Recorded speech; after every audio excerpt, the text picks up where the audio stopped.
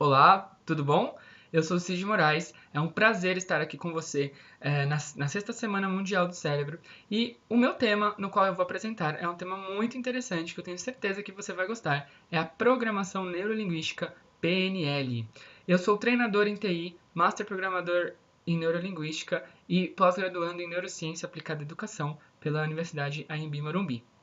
Antes de a gente começar a apresentar o tema, eu quero explicar o motivo de eu estar falando sobre a PNL.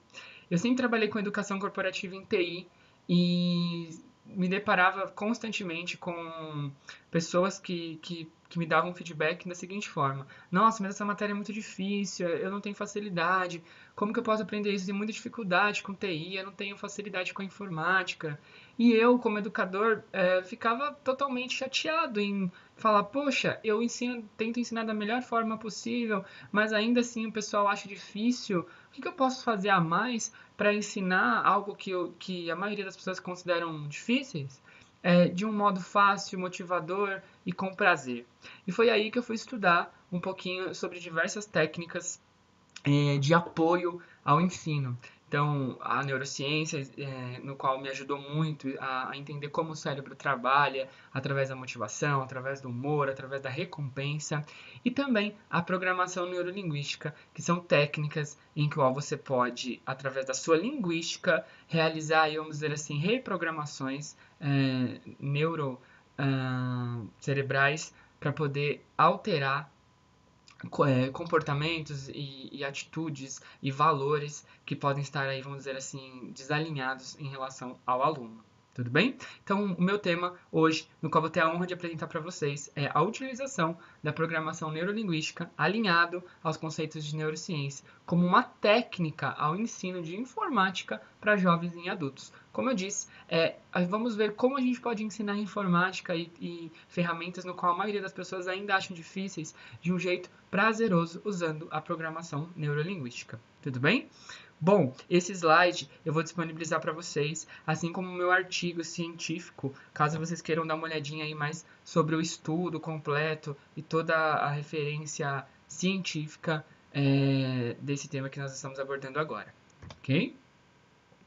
Bom, vamos entender de primeiro momento o que é a PNL. Programação neurolinguística surgiu nos anos 70, quando o matemático Richard Bandler, e o professor de linguística John Grinder estudaram comportamentos repetidos de pessoas que tinham alto e outras com baixo grau de produtividade e desempenho. Eles perceberam que o comportamento verbal e não verbal, ou seja, o que você fala e o que você expressa com o seu corpo, que nós chamamos de linguística, corretos, ou seja, uma postura, uma linguagem positiva, uma autoaceitação em relação ao seu corpo e à sua fala, isso padronizavam e organizavam, reprogramando padrões desconexos de má performance, ou seja, reprogramando os padrões desconexos, nossos pensamentos, a nossa programação. Nossos pensamentos geram ações, né? É o que a gente chama de programação. Olha lá, de ações, comportamentos, valores e crenças, de nossa experiência e subjetividade e como nós interpretamos e armazenamos isso no nosso cérebro, que é o neuro. Então, olha ali as palavras em destaque: neurolinguística, programação neurolinguística. O que está no nosso cérebro a parte neural, os nossos neurotransmissores, as nossas memórias, elas foram constituídas através de crenças, de valores, de ambiente, de família, de escola. E às vezes, muitas das vezes, nós geramos muitas crenças, muitos valores que atrapalham o nosso aprendizado. Por exemplo, quem nunca falou, eu odeio matemática, matemática é muito complexa, eu não tenho facilidade. Isso é uma crença, porque talvez na infância você teve uma professora de matemática que foi brava, ou alguém te falou, olha, você não foi bem nessa conta, e isso vai gerando aí frustrações, traumas, que podem afetar aí o futuro e você criar uma crença tão forte de achar que você não é bom em matemática. Ou seja, você criou uma programação desconexa, desregulada sobre esse tema. Então, o seu neuro, suas memórias estão mal programadas, ok? Mal programadas.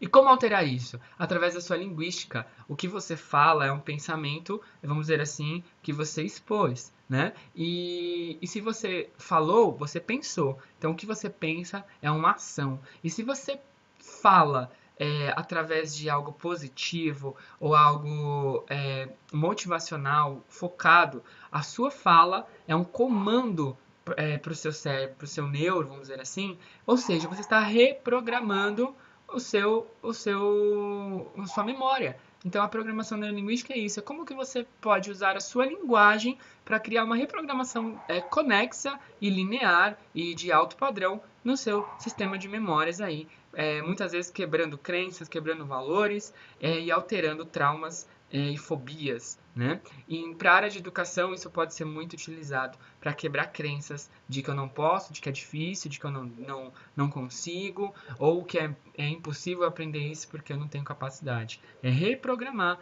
as suas crenças através da comunicação, da linguística. Qual é o objetivo desse estudo, né?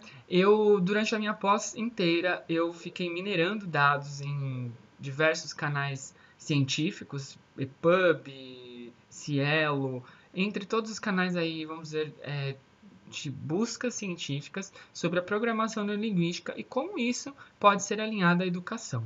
Também me preocupei muito em como isso está conectado com a neurociência, o estudo aí das funções, das conexões cerebrais. Então, a minha pesquisa foi através de coleta de dados sobre o conceito de PNL, se realmente ela funciona, se ela é efetiva e como ela pode estar alinhado à neuroeducação, que é as técnicas, vamos dizer assim, de neurociência aplicada à educação, ao aprendizado. Metodologia, eu busquei, minerei, fiquei lá muito tempo procurando informações através de tags como neuroaprendizagem, reprogramação mental, neurolinguística e PNL, desde o ano de 2001 até o ano de 2016, em todos os idiomas possíveis, e consegui achar muita coisa, no qual vou apresentar para vocês em seguida. Bom, primeiro estudo que eu identifiquei a PNL, ela é uma técnica muito abrangente, muito ampla e que as pessoas que usam PNL, os programadores neurolinguísticos, eles focam dependendo do que se quer atingir. Então, no nosso caso, em relação à educação, ao ensino significativo e prazeroso, no qual eu coloquei ali no centro desse gráfico, o nosso objetivo é ensino significativo e prazeroso, como ensinar melhor com significado e prazer, tirando a crença de que é difícil, impossível ou que não vai agregar em nada. Vou dar um exemplo. Estou ministrando uma aula de Excel.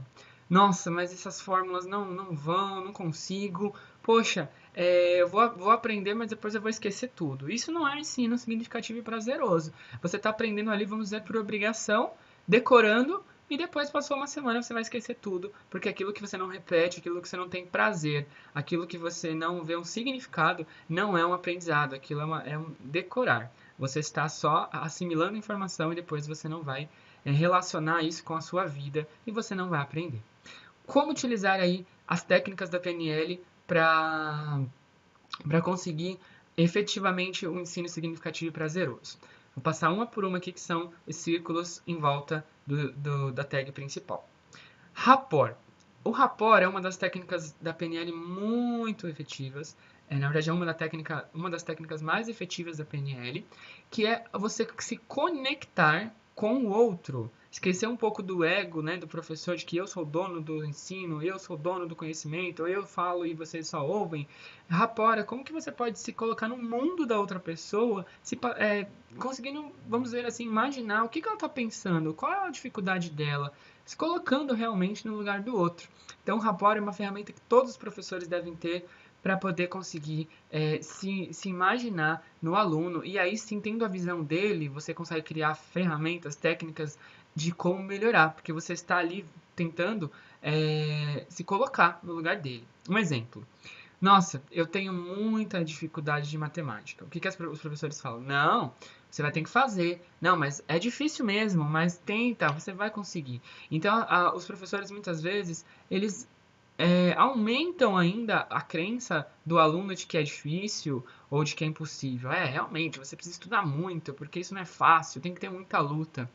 Que tal mudar o vocabulário e usar o rapport para você sentar do lado do aluno e falar assim, olha, eu entendo o que você está dizendo, eu me coloco no seu lugar, Sei, também já passei por isso, mas eu sei que não é impossível. É um desafio para você. Eu sei como você está pensando, eu sei da sua frustração, mas eu estou aqui para te ajudar. Olha como você mudou o contexto do problema. Você transformou isso num desafio para o aluno. Você deixou ele calmo, você deixou ele conectado a você, de que você está ali para ajudar, de que você está ali para agregar no conhecimento dele e de que isso é um desafio e não uma dificuldade. Isso é o que falta hoje nos professores de uma forma geral.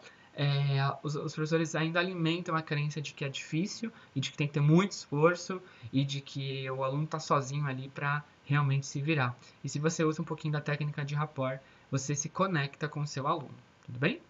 Fisiologia. Fisiologia é como o seu corpo está sendo expressado. Não adianta um professor ensinar uma matéria é, e usar o rapport se o corpo dele não está demonstrando isso. Então, a postura ereta, a postura, vamos dizer assim, motivada, gesticular, é você conseguir fazer o aluno se convencer de que você está ali naquele tema, gostando do que você está falando, é realmente ensinando por prazer. O que a gente vê muito também é o professor que domina o conteúdo, mas chega na sala com a cabeça baixa, a postura assim, parece que não está feliz naquilo. E com certeza esse sinal não verbal é expresso e os alunos percebem. Por mais que eles não falem, eles vão perceber que você está ensinando ali de um modo não motivacional. Tudo bem? Vocabulário transformacional. Isso também é muito importante, é o segredo da PNL. Vocabulário sempre para cima, nunca para baixo. Então, tirar palavras negativas que não motivam o aluno, e sim entristecem ou deixem o aluno com medo.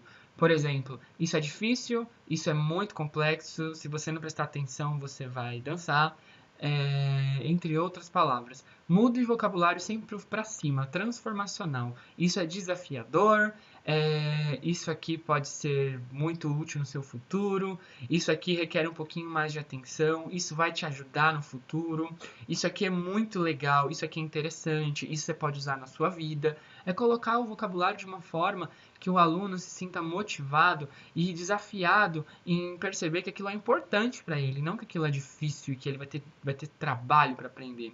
Não, isso. E também não estou falando de ficar usando palavras mentiras, né? Ai, nossa, isso é facinho. Claro que tem coisas que requerem mais atenção, mas use isso para favorecer ainda mais. Olha, isso aqui requer muita atenção, mas eu tenho certeza que você vai conseguir. E eu tô aqui para te ajudar. Vamos lá, vamos solucionar esse desafio juntos? Então, isso é ter vocabulário transformacional. É um dos segredos da PNL. Tudo bem? Foco e estado de excelência. Tem muito a ver com vocabulário transformacional. O foco é um dos segredos da PNL e da vida, né? É você estar focado naquilo que você deseja. É uma gestão de projetos, vamos dizer assim. Então, se eu vou ensinar matemática para o meu aluno, qual é o foco? Vamos aprender sobre equação? Então, a gente vai preparar uma aula sobre equação, vamos colocar vídeos, vamos colocar cartazes, vamos preparar imagens, vamos usar jogos focado naquilo. E a gente vê também professores que ensinam uma matéria rapidamente para já ensinar outra, não deu foco àquele aprendizado, ensinou apenas por questões de prazos. E o estado de excelência é sempre a ver com foco. Se eu estou ensinando a matemática, vamos colocar o aluno no estado de excelência. Gente, hoje nós vamos ensinar sobre equação. Vocês estão preparados? Eu estou preparado. Posso contar com vocês? Vamos ter a melhor aula de equação? Toca aqui. Então, bate na mão do aluno, faz um grito de guerra, entra na sala cantando uma música, isso é um estado de excelência, o aluno já entra ali com aquela vontade de aprender. Tem muitos vídeos na internet sobre isso, inclusive nos Estados Unidos, uma professora que antes de entrar na aula ela tem um toque com o aluno, e aí isso já deixa o aluno preparado, já está ali criando um estado de aprendizado no aluno antes mesmo dele entrar na aula. O aluno já entra na sala, vamos dizer assim, animado. Isso é o estado de excelência, tudo bem? Emoção, humor e sentidos. Quando você ensina com emoção, você tá com prazer de ensinar aquilo, você se sente confiante em ensinar aquilo, todo mundo percebe. Por mais que você não tente demonstrar, se você gosta do que você fala, os alunos percebem. E um aprendizado com emoção é um aprendizado muito mais significativo. As pessoas confiam no que você vai estar falando. Se você decora um texto, até sabe tecnicamente o que você está falando, mas não tem emoção em ensinar aquilo, todo mundo percebe que você é um professor decoreba. Você está ensinando ali por ensinar, e não porque você tem aquele prazer de passar o seu conhecimento para os outros. Tudo bem? Humor e sentidos. Gente, o humor, a risada, a brincadeira, isso na sala de aula ajuda muito. O ser humano adora humor. O cérebro gera um montão de neurotransmissores quando a gente dá risada. Então, uma aula divertida, com piadas, com vídeos engraçados, ou até jogos que deixam o aluno ficar solto, relaxado e feliz, isso vai aumentar muito o grau de significado na aula. Por quê? Porque ele vai estar gerando neurotransmissores de humor, né?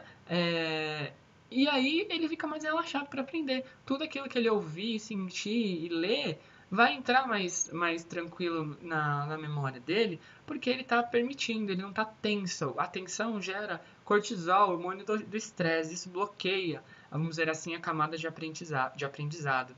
Então, usem muito humor.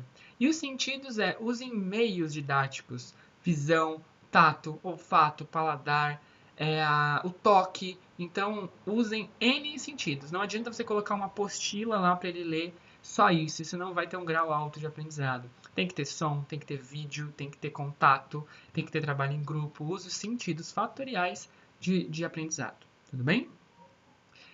Os níveis neurológicos. Eu vou dar uma puladinha, eu vou falar da calibragem, porque o próximo slide é sobre os níveis neurológicos. E aí vocês vão entender um pouquinho melhor. Calibragem, gente, é você perceber a expressão verbal e não verbal do seu aluno.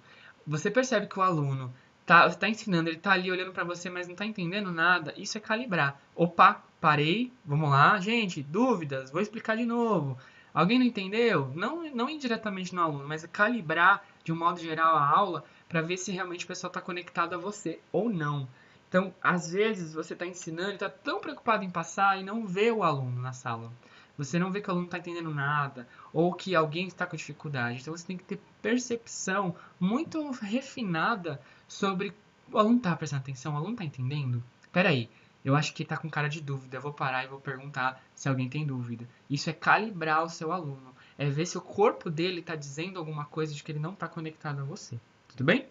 Vamos lá para os níveis neurológicos. Tem uma pirâmide aqui que chama níveis neurológicos, é uma das técnicas da PNL também. Indo de baixo para cima. Primeiro nível neurológico. A gente chama de nível neurológico que são, vamos dizer assim, as prioridades do ser humano em relação aí ao contexto, ao ambiente, tá bom?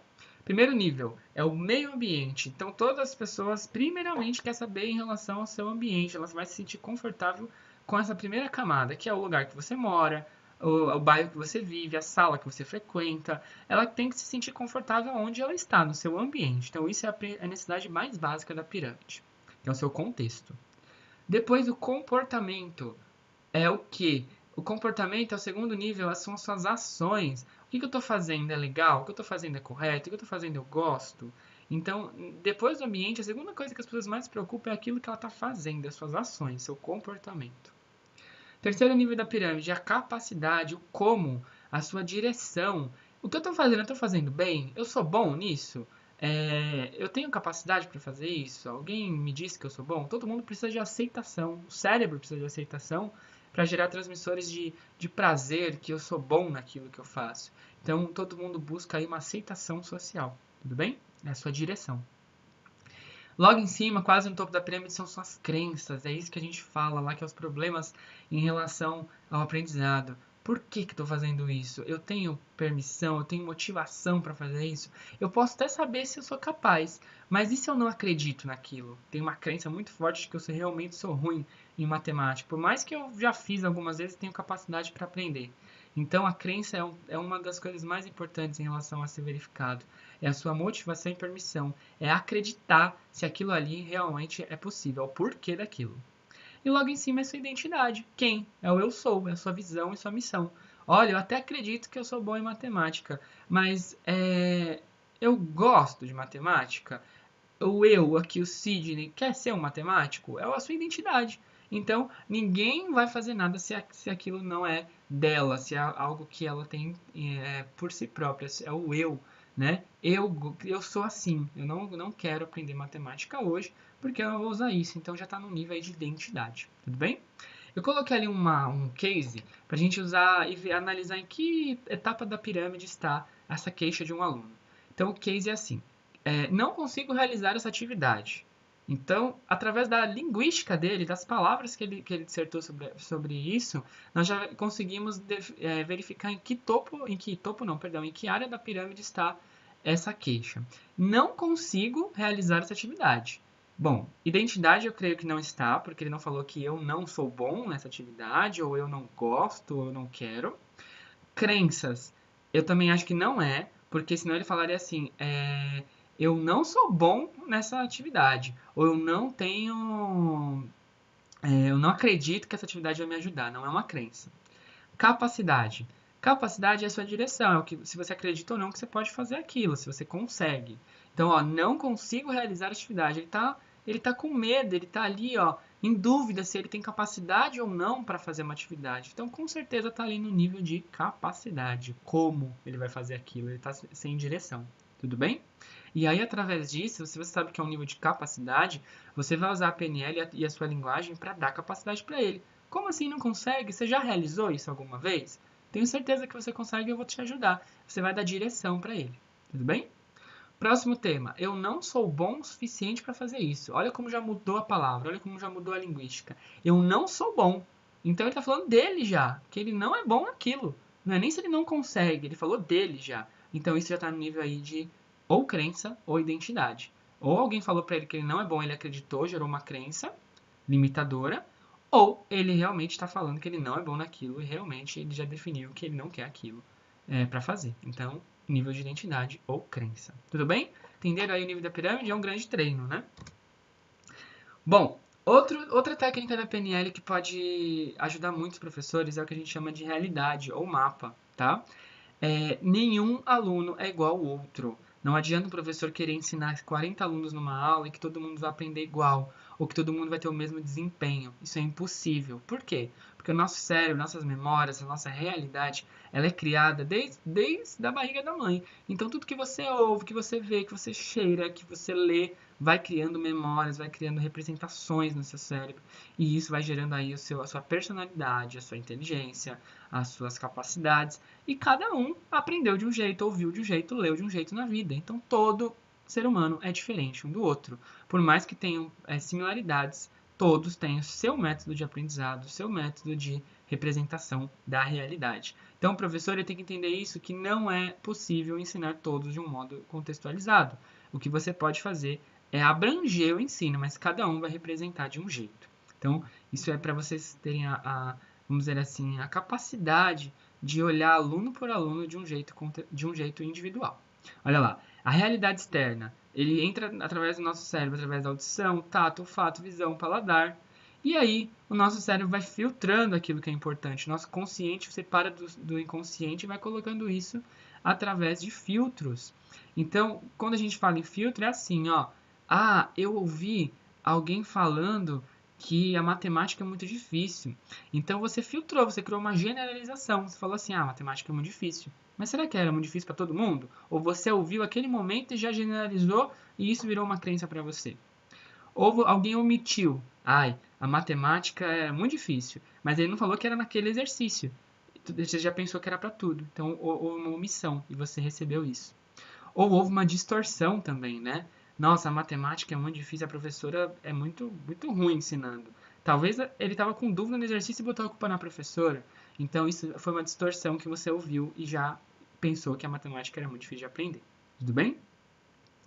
Entra através de valores, de crenças, de decisões, de memórias, o que sua família fala, o que sua mãe fala, o que seu amigo de escola fala, e você vai recebendo, recebendo, recebendo, e ali olha o que acontece. Gera sua representação interna, seu estado, sua fisiologia, as suas crenças, os seus valores e o que você demonstra através da sua fala e do seu corpo. Então, cada pessoa é um mundo individual, é um mapa individual. Bom, agora a gente tem uma outra técnica aqui chamada metamodelo. Descobrindo em qual nível da pirâmide está a queixa do aluno, a gente consegue metamodelar, que é uma técnica de uso de linguagem, para afunilar a queixa, a linguística do aluno, do paciente, para a gente descobrir a causa raiz. Então a gente vai de fora para dentro. Vamos buscar a causa através da linguagem. É uma técnica muito poderosa. Por exemplo, queixa de um aluno. Eu sempre falho nessa matéria. Olha a palavra, eu sempre falho, sempre, hein? Então ele está generalizando, sempre. Sempre você falhou? Todos os dias da sua vida? Todos os anos que você já viu, você falhou nessa matéria? Ou foi alguma vez, 2 vezes, 3 vezes? Então, a gente tem que usar um modelo para colher informações, clarificar, identificar as limitações e criar novas opções. Sempre vocabulário transformacional. Olha lá embaixo, ó. As pessoas, elas, através da sua linguística, ela omite, ela generaliza e ela distorce. Eu sempre falho nessa matéria, a pessoa, ela está generalizando, vocês perceberam? Sempre. É uma palavra generalista. Sempre, tudo, toda vez, nunca, né? São palavras muito, muito amplas que se você falar sempre, mas sempre mesmo, né? Vamos ver ali qual é a solução para uma generalização.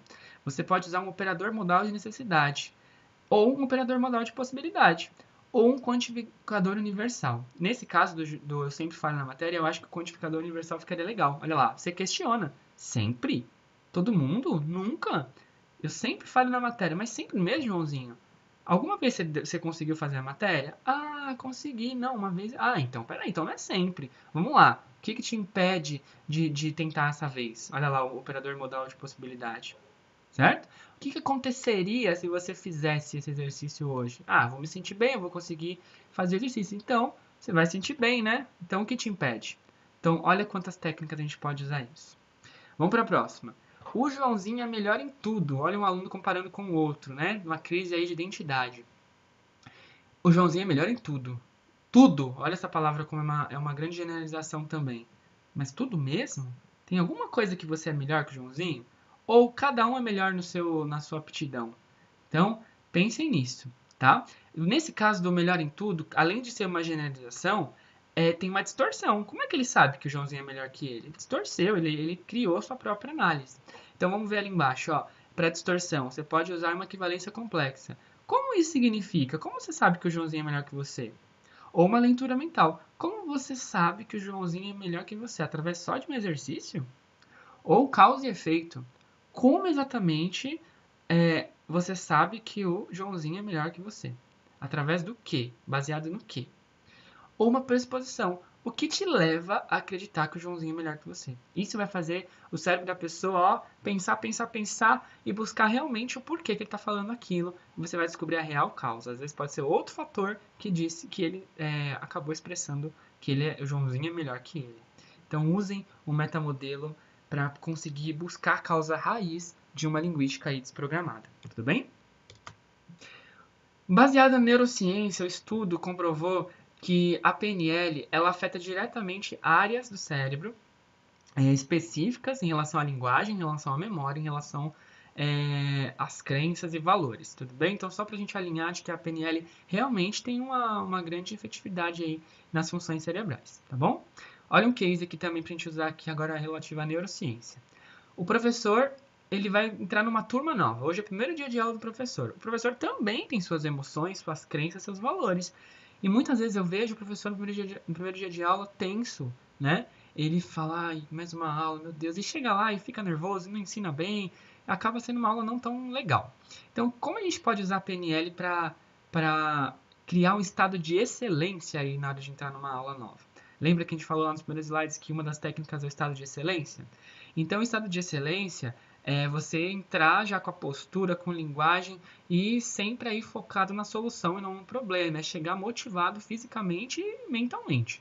O que a gente pode fazer? Criar uma visualização. É uma técnica muito simples da PNL, no qual é o seguinte: eu vou entrar numa nova aula, estou nervoso, não estou acreditando que eu vou me mandar bem, não vou mandar bem nessa aula.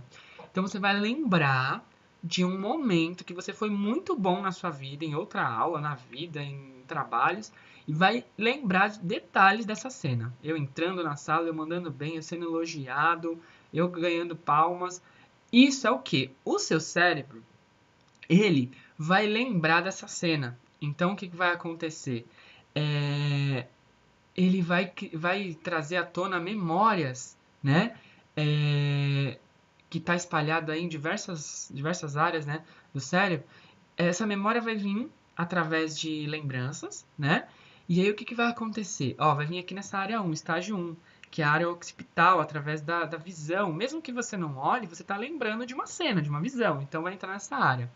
Então você vai lembrar. É como se fosse, gente, você revivendo. O cérebro não vai distinguir se realmente está acontecendo ou não, porque você lembrou da cena. Então, todos os hormônios, os neurotransmissores daquela sensação boa de você sendo aplaudido e reconhecido, vai vir à tona no seu corpo, no seu cérebro. Então, ele vai gerar transmissores aí, serotonina, dopamina, adrenalina, e já vai distribuir isso para as outras áreas do cérebro, como se você estivesse lembrando. Aí, você lembrando dessa cena, você já vai lembrar da emoção, já vai vir aquele calor de você sendo aplaudido. Então, o que acontece? Aqui na outra área, estágio 2, ele vai elaborar, já vai conseguir aí, vamos dizer assim, montar o cenário de que você é capaz, de que você já teve um momento de aplausos, de conhecimento. É o simbolismo, abstração e elaboração. Você vai entrar ali no hipocampo e vai falar assim, nossa, isso aqui é importante para mim. Eu já tive um momento, então eu posso hoje também. O hipocampo é responsável por tomar decisões, vamos dizer assim. Então você vai falar assim, não, eu consigo. Então, o hipocampo já vai agir. E aí ele vem para a área aqui 3, que é onde você vai dar uma hipótese e vai comunicar. Olha lá, ó, estágio 4, resposta. Você vai vir aqui na área, que é a área frontal, a área de decisão, a área de memória, do eu sou, eu consigo. E aí você vai falar assim, bom, se eu já tive e eu sou capaz, então eu consigo, eu posso lá dar uma aula. Automaticamente seu cérebro vai fazer esse circuito. E aqui na área 45, 47, a área da linguagem, você vai expressar isso através da sua fala. Eu posso, eu consigo, eu tenho total capacidade. Você vai mandar um comando, mesmo que você não fale, mas você dialogou internamente. E aí você vai entrar na aula muito mais poderoso através dessa técnica de visualização. Olha como aí o circuito é alterado apenas na hora de lembrar um momento positivo da sua vida. Então, vocês percebem isso através de outras coisas também. Por exemplo, pensamentos negativos vai fazer o caminho inverso disso. Ele vai gerar hormônios, cortisol, estresse, e você vai ter muitos hormônios aí desregulados no cérebro. Então, sempre linguagem positiva, transformacional, visualizações. Olha como isso tem um benefício enorme para o seu sistema aí, de neurotransmissão. Tudo bem? Então, neurociência e PNL está trabalhando juntas atualmente. O que eu concluo com todos esses testes, com todas essas análises, essas técnicas? Tudo que eu falei para você, eu usei isso em sala de aula, fiz testes com alunos, estudei, busquei bibliografia, fiz toda essa pesquisa científica e eu cheguei numa conclusão, na verdade, não muito conclusiva. A PNL não é a solução para tudo. Não adianta você ser um master PNL e você não usar outras técnicas. O professor tem que ser multifatorial. Ele precisa usar técnicas de programação neurolinguística, ele precisa usar técnicas de motivação, ele tem que ter domínio sobre o tema, ele tem que usar recursos de tecnologia para melhorar ainda mais a aula dele. Então é um grande funil. A PNL ela vai vir aqui como um auxílio, uma ferramenta para o professor utilizar em aula. Então eu coloquei 3 itens que eu acho fundamentais para um professor ter um sucesso e gerar um ensino duradouro e prazeroso. A PNL como ferramenta de apoio, o professor ter a consciência de que ele não é o dono do saber e o domínio do conhecimento, e sim ele é um facilitador, um tutor, vamos dizer assim, um mediador, e que ele está ali para passar ferramentas e conhecimentos compartilha de um modo compartilhado, tá? Ele não detém do conhecimento, o ego tem que ser, vamos dizer assim, diminuído para ele estar como um facilitador e não como um detentor do conhecimento. E, gente, usar tecnologia, testes, implementações, migrem através de ferramentas, implementem ferramentas e vão usando implementações multifatoriais nas suas aulas. Quanto mais recursos vocês tiverem, didáticos, não didáticos, de linguagem, de ferramentas, quanto mais você enriquece sua aula, mais meios você tem de ensinar tarefas, como no ensino de informática, que muitas pessoas ainda têm crenças, desde a infância, no aprendizado. Então, é quebrar barreiras de que, ok, você pode achar que é difícil, eu vou te dar ferramentas para você quebrar essa crença e vou te dar técnicas e apoio aí para você quebrar essa reprogramação que está totalmente errada aí no seu cérebro. Tudo bem?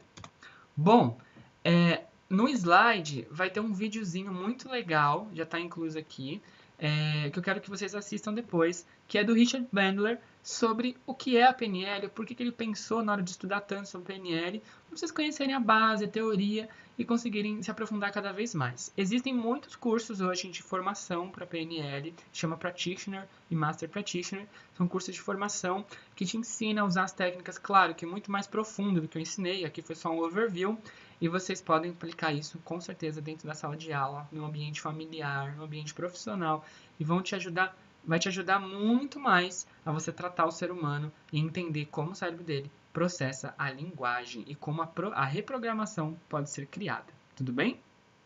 Bom, eu vou colocar aqui o videozinho para vocês assistirem, vocês podem assistir depois. Tudo bem? The first question is, what is NLP? Well, Neuro-Linguistic Programming is the name that I gave to the activities that I engaged in. There's nothing special about the name itself, other than it delineates things that tell you about modeling success as opposed to understanding failure. That the difference between what I did and the field of psychology did and other fields did is I began to model what constituted to try and repeat successful behaviors. So I took people who got over phobias, found out what they were doing, and found out what they did. I took salespeople that were successfully selling to very difficult people, found out what they were doing. I did it with hypnotists. We've done it with all kinds of athletes, so that we find out the structure of the unconscious processing of information and make it so that it's learnable to other people. That's what a neuro-linguistic programmer does. When somebody studies NLP, they're studying the structure of the unconscious processes by which people achieve success. Good spellers don't spell phonetically. Good spellers make pictures of words that are 12 to 16 inches big. They look at a little word, they blow it up in their mind, they memorize it. Later on, when they need to spell the word, they look at it and copy the letters down. Writing is a visual task, so to memorize it auditorily is counterproductive. Some words like German, some languages like German are almost phonetic, but even so, it doesn't show you what the letter looks like. And if you learn these mental strategies, you're better at things that you do. And NLP is now 4 decades of everything from simple examples like that to very complex examples. Interessante, né? E para finalizar, eu coloquei uma frase aqui que é uma das premissas, vamos dizer assim, é uma das bases da PNL, dos pressupostos da PNL, que diz o seguinte, ainda mais pra gente, né, professor? Se o que você está fazendo não está funcionando, faça outra coisa. Faça qualquer coisa. Se você sempre faz o que sempre fez, você sempre conseguirá o que sempre conseguiu. Se você quer algo novo, faça algo novo. Especialmente quando existem tantas alternativas disponíveis. Então, é a mensagem que eu quero deixar para você. Educador, professor, se o que você está fazendo não está funcionando, não está saindo do jeito que você deseja, faça outra coisa. Seja PNL, seja o que for. Sempre há novas possibilidades. Sempre há novos meios de ter um ensino duradouro e prazeroso. Tudo bem? Muito obrigado. O material vai estar disponível aí, o PowerPoint, para vocês estudarem e baixarem. Agradeço a participação. Espero ter aí agregado e passado novos conhecimentos, novas ferramentas para o aprendizado e para a gente conhecer esse órgão tão poderoso que é o nosso cérebro. Estou à disposição. Vocês me acham no Facebook como Cid Moraes, tá? LinkedIn também, todas as redes sociais. Dúvidas, estou à disposição. E é uma honra estar aqui passando conhecimento para vocês. Tudo bem? Tchau, tchau e até a próxima.